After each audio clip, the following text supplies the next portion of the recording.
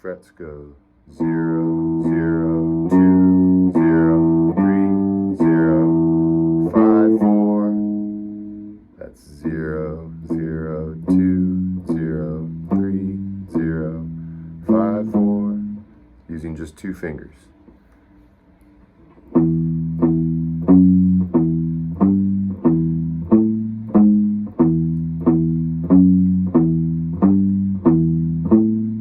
Play it slow like that for a minute.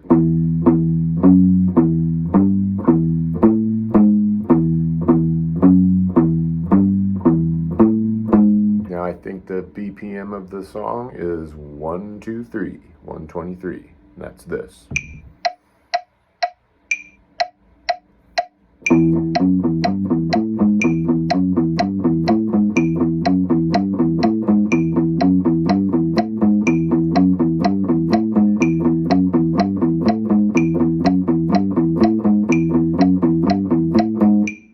Now you can palm mute down here.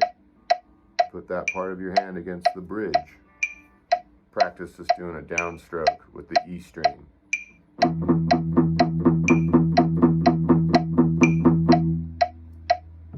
No metronome. Surfer slide.